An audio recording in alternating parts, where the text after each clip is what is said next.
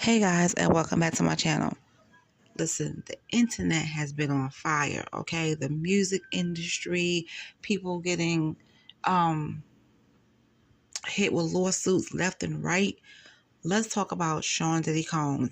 Now, Cassie, we all know she dropped her lawsuit. Well, she didn't drop it, she settled, okay? When she came out, okay, and sued him before the Adult Survivors Act was up, and all the stuff that was going on that he did to her, oh, he settled in one day. All right. I was like, this is the quickest settlement I've ever seen. Okay. Then a second person came out and said they were suing him and they got a lawsuit against him.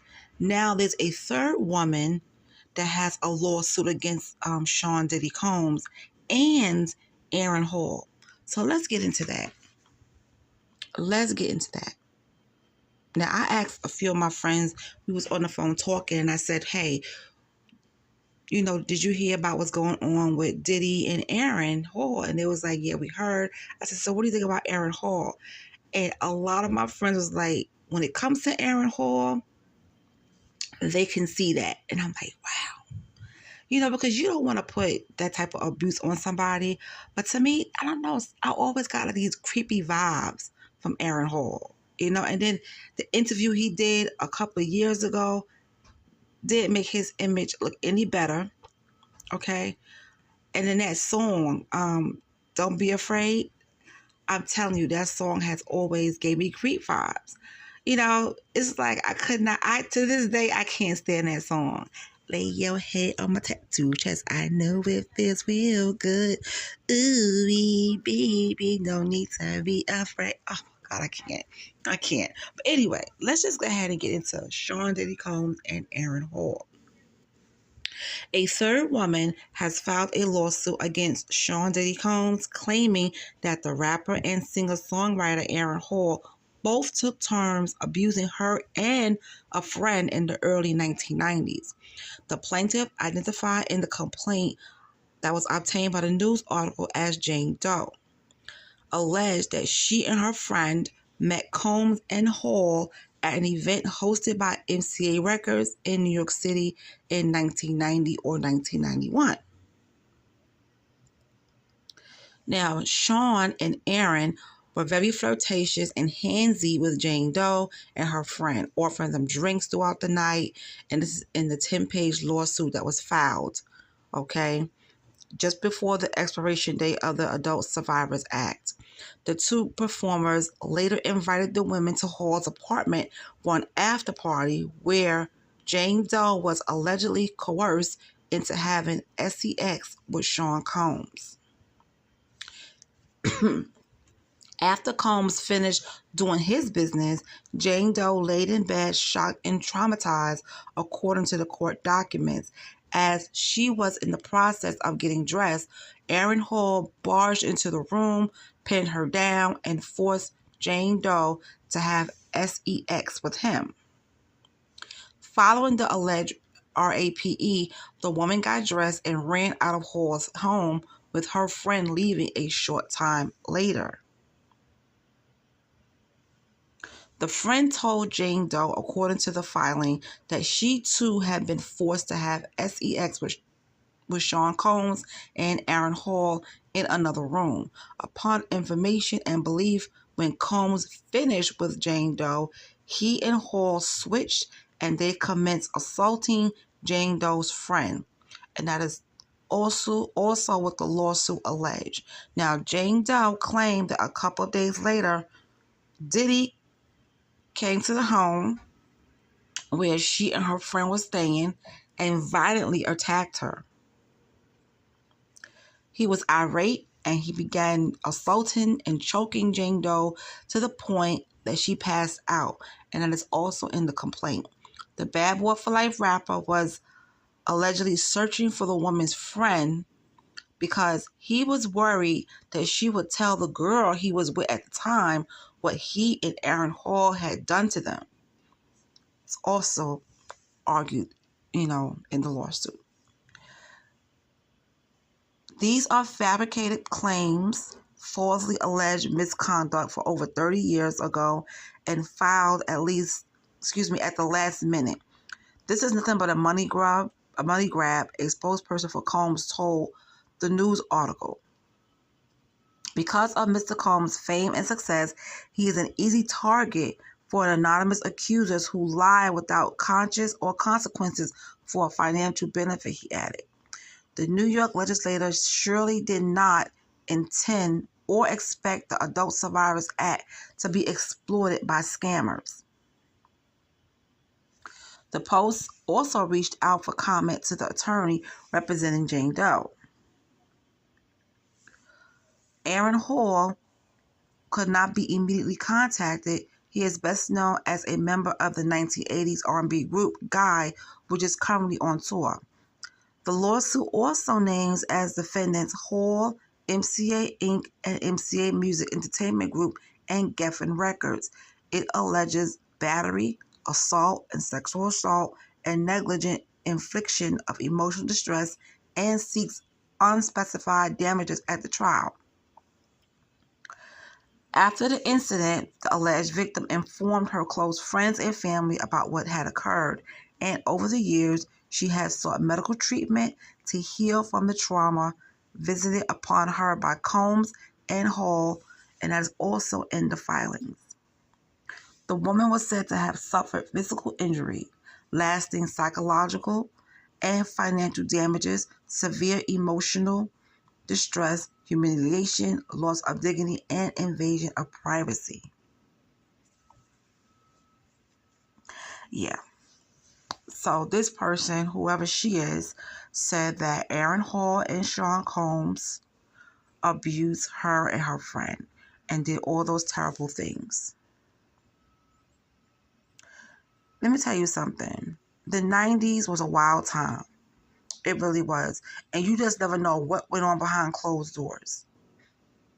People get abused and harassed all the time. I've heard horror stories about people going to parties and celebrities, well-known celebrities doing things to people who doesn't have celebrity status or who are not celebrities, doing things to them and getting away with it because they can, because they have money, But let me tell you something. It seemed like somebody is cleaning house.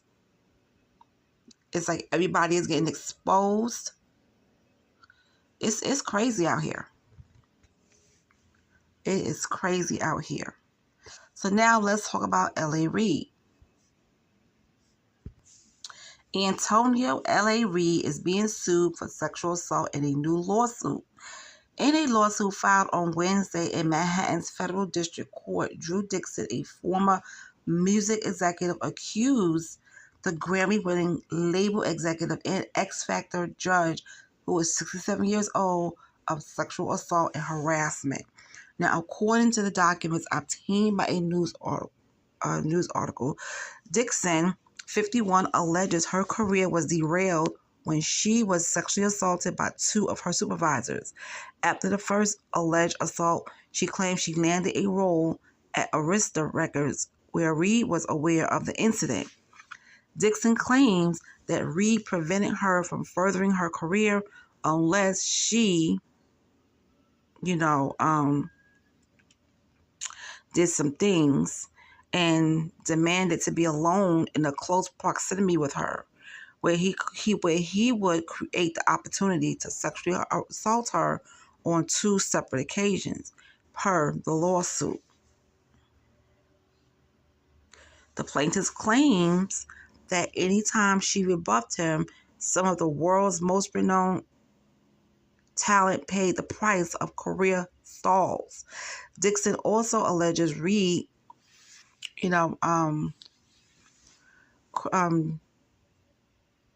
stopped career opportunities for her, which led to missed opportunities for working with artists like John Legend, which cost her millions of dollars.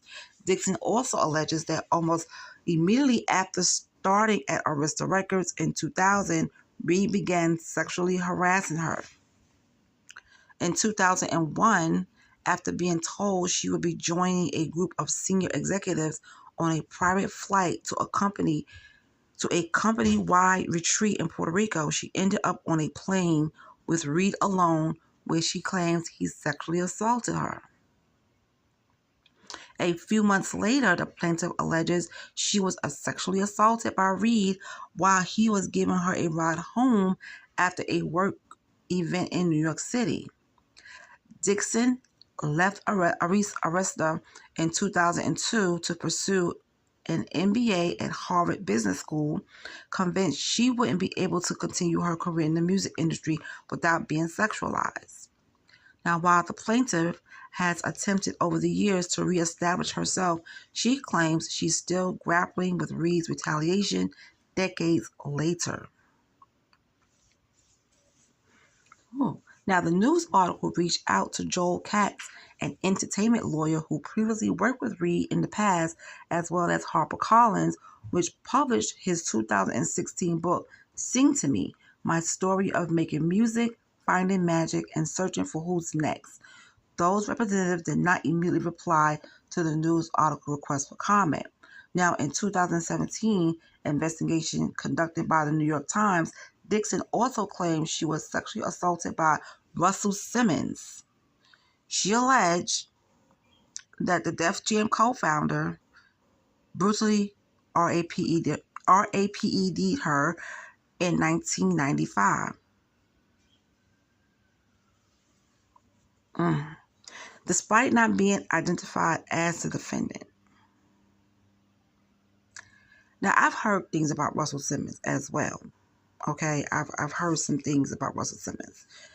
In the story, Simmons denied allegations and claimed that all of his relations had been consensual.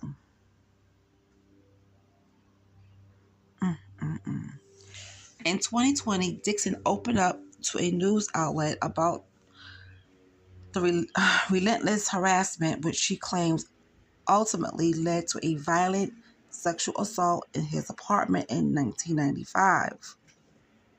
This was my dream job, she said, working for Simmons. I was reporting to literally the king of hip-hop. I didn't want to blow it, but she adds, I didn't want to be a RAPE victim. Dixon said that his advances originally started out as verbal, but it escalated. The night it happened, Russell knew exactly what to say. I want you to hear this demo. You're going to love it. He grabbed me. He was naked and he was fighting me. I resisted in every way that a person can resist. I was like, please, I'm begging you.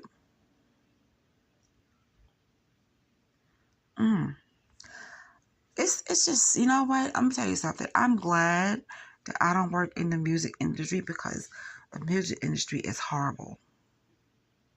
It's horrible. Oh, and those rock stars, they're not getting away with it either because Axl Rose is part of the lawsuit as well. You have Axl Rose, you have Terry Richardson. So I will be coming back to report on those as well. But this is like insane. So far in this video, I talked about Sean Diddy Combs and Aaron Hall. I talked about L.A. Reid, and I also talked about Russell Simmons. Like, this is crazy. Now, years and years ago, I heard about Russell Simmons. You know, when stuff was coming out about him. I heard about him. And we all know that he married Kimora when she was very young. Very young. Okay? I think he started, like, noticing her, I would say politely, noticing her around the time she was either 13 or 14. And then he still married her young. Still married her young. And I'm telling you, I also read in another article that more than 2,600 names has been added to the list of lawsuits, okay, under the Adult Survivors Act. And everything started coming in before the deadline expired. 2,000. Over 2,000 names? Whew. Well, yeah. So That's all I have for you guys right now.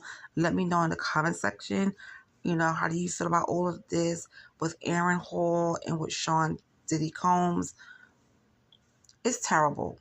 It's terrible, and I don't put nothing past nobody. I'm just saying this is horrible. But the industry is full of madness. Trust and believe, it's full of madness. So is Hollywood with all the actors, full of madness. A lot of stuff go down there as well. But anyway, you guys, I'll talk to you guys later, and you have a good one.